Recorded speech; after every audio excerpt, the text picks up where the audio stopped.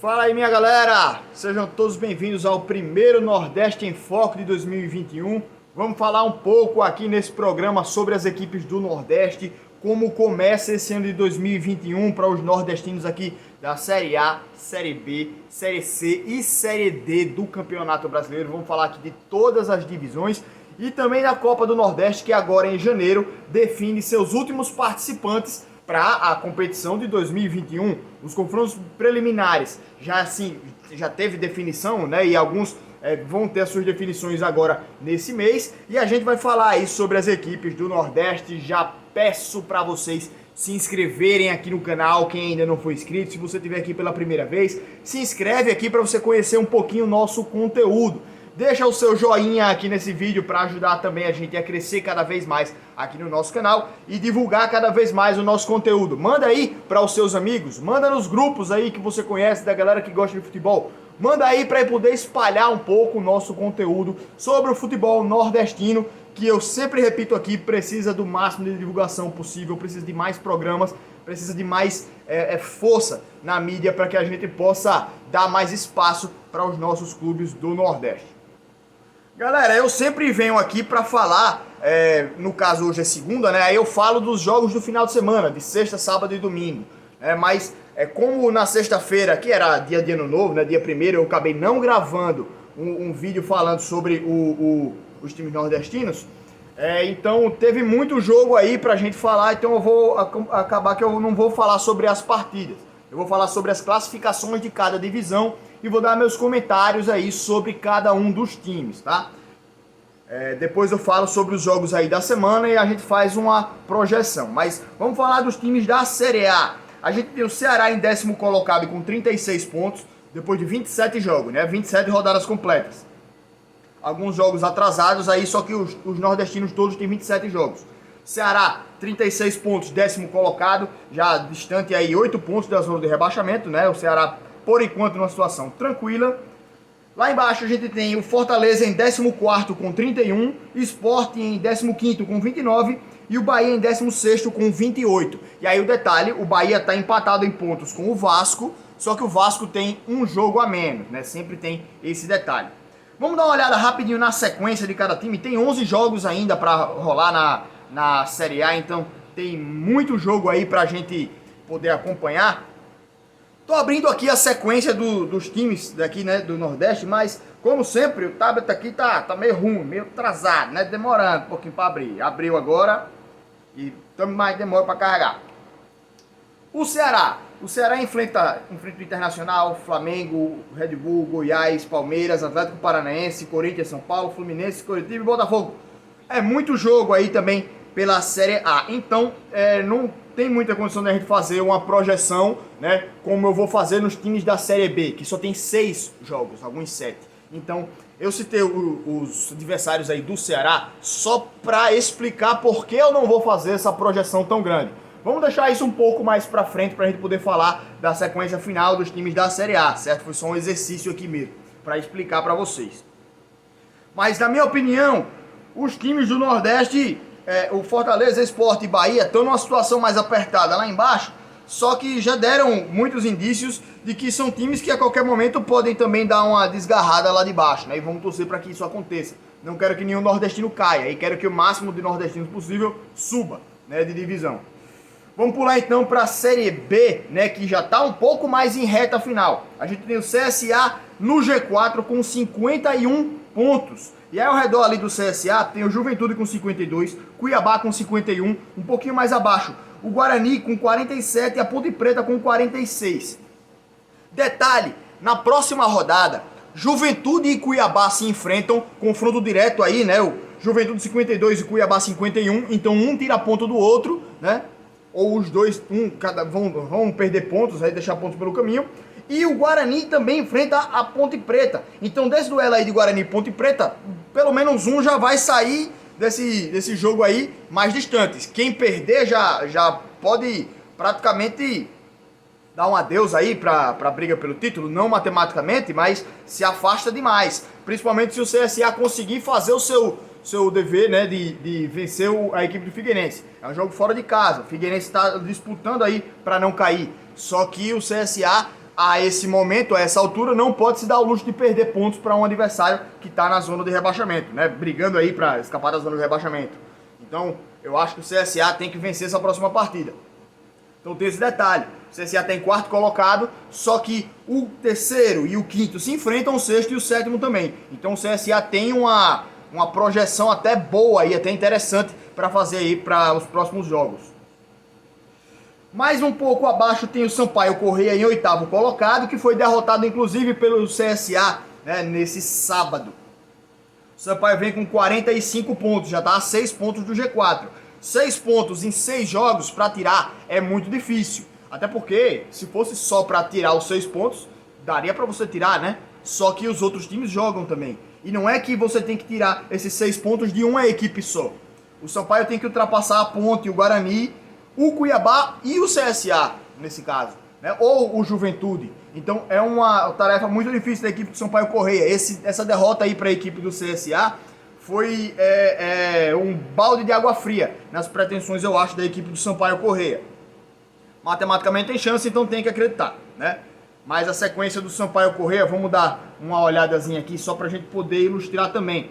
Porque, na minha opinião, o CSA, das equipes que está brigando para subir, é quem tem uma tabela até mais leve, mais tranquila, né? O time do CSA, né, vai jogar com o adversário lá de baixo, o Figueirense, o Paraná, o Botafogo, o Náutico, Brasil de Pelotas, Avaí, né? Então, são adversários que quem não tá lá brigando para não cair, já tá no meio de tabela ali, já sem pretensões, né? A tabela do Sampaio Corrêa joga com o Cruzeiro, que vai vida ou morte nesse jogo agora, então é um duelo difícil. Vai jogar com o Botafogo de São Paulo, com o Paraná, com Confiança, Cuiabá e Oeste. Então os jogos, eu diria os jogos mais difíceis aí, Cruzeiro e Cuiabá lá na penúltima rodada, a equipe do Sampaio.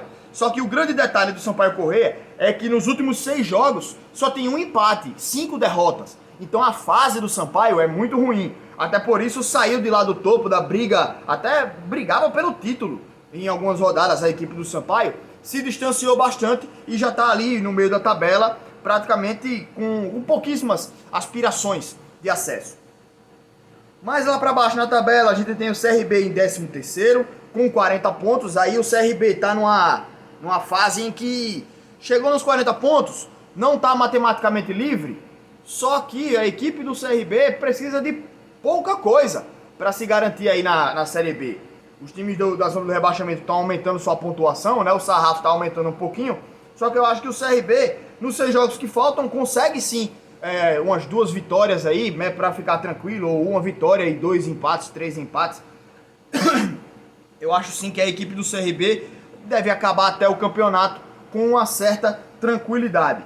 Abrindo aqui a sequência da equipe do CRB para mostrar essa projeção aí de pontos aí na sequência, né? Que o CRB precisa fazer.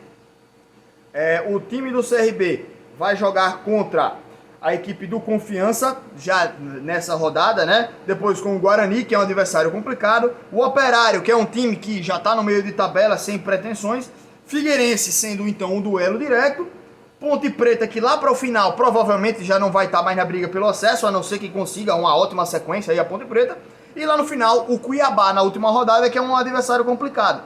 Mas pela sequência aqui, dá pra ver que o CRB pode sim conseguir uma vitória aqui, algum empate assim, e vai mantendo aí essa distância aí para o G4, que agora é de 5 pontos.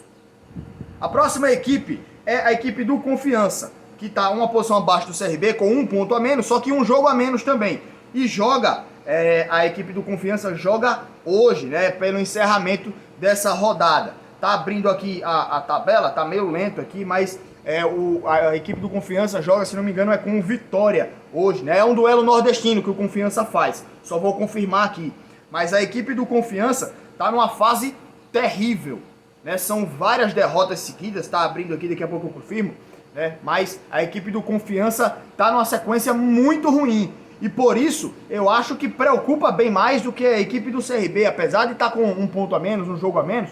A equipe do Confiança, depois do jogo de hoje a gente vai poder confirmar melhor, né? Mas a equipe do Confiança está numa fase terrível e preocupa mais ainda o seu torcedor, né?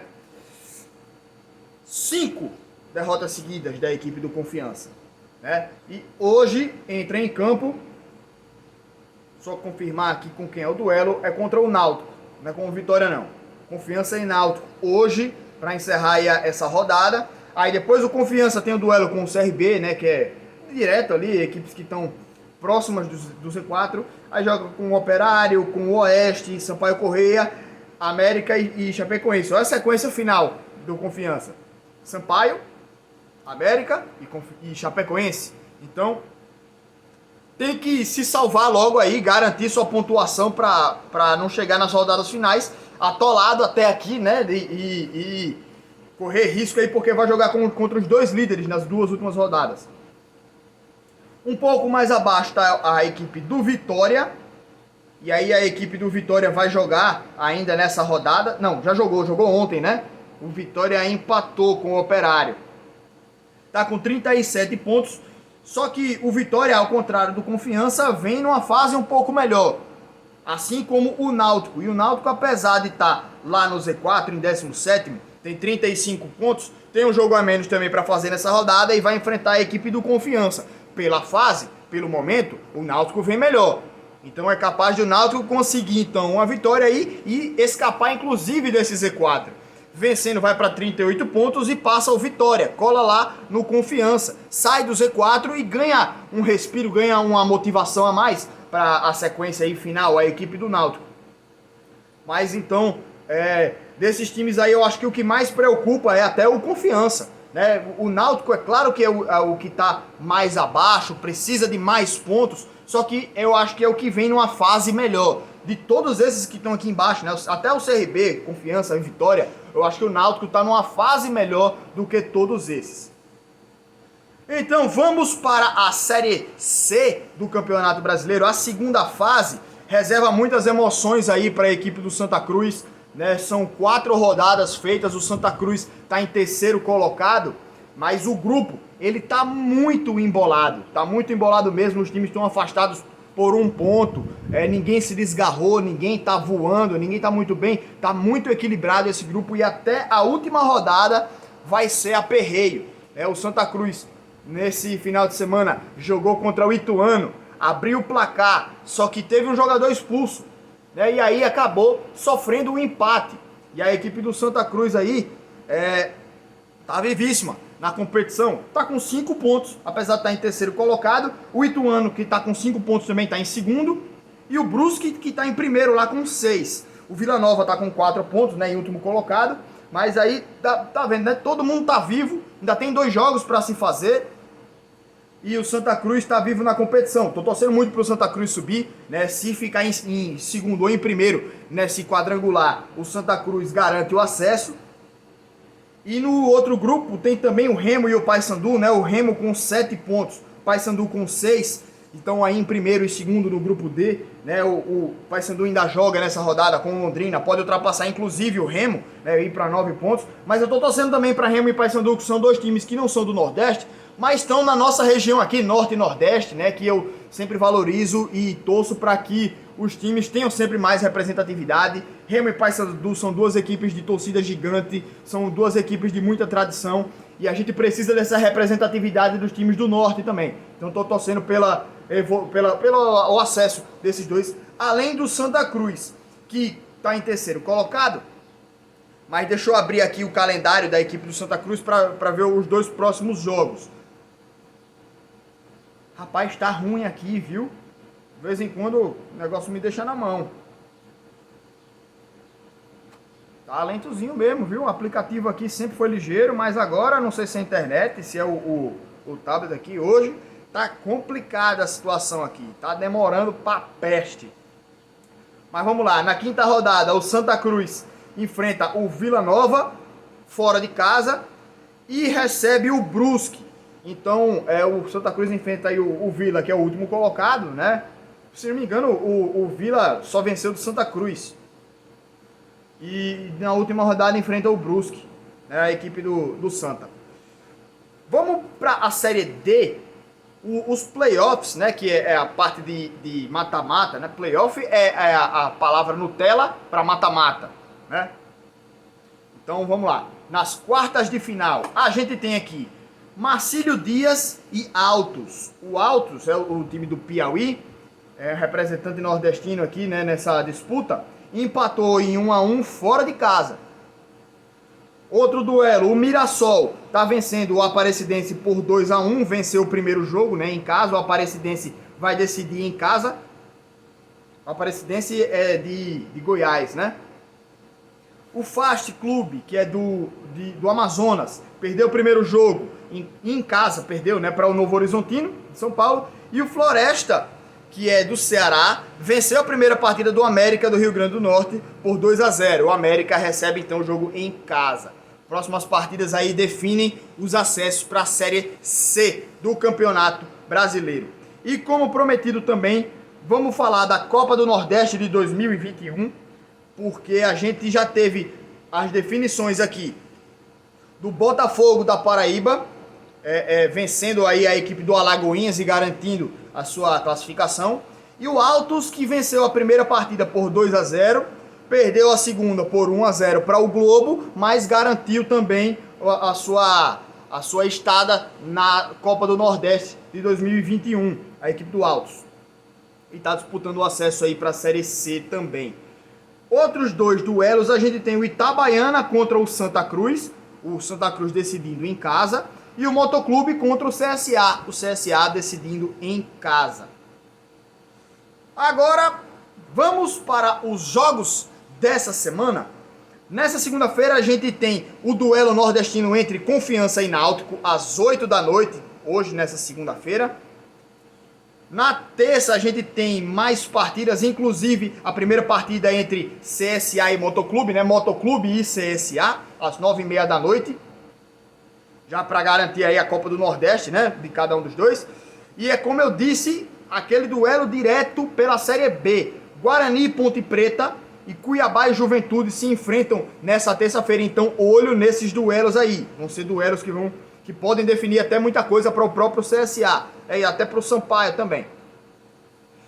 Pela Série A, na quarta-feira, o Grêmio enfrenta a equipe do Bahia. Jogo muito difícil aí para o Bahia, né? O Grêmio em casa. Duelo nordestino entre Sport e Fortaleza. Quem vencer consegue dar uma escapada lá de baixo. E quem perder continua numa situação muito difícil, muito complicada. E na quinta-feira, né, na sexta-feira eu volto aqui para fazer mais outro Nordeste em Foco. Aí a gente fala das partidas seguintes. Mas na quinta-feira a gente tem o Ceará enfrentando a equipe do Internacional. O Ceará é o nordestino que está mais tranquilo aí na tabela, né?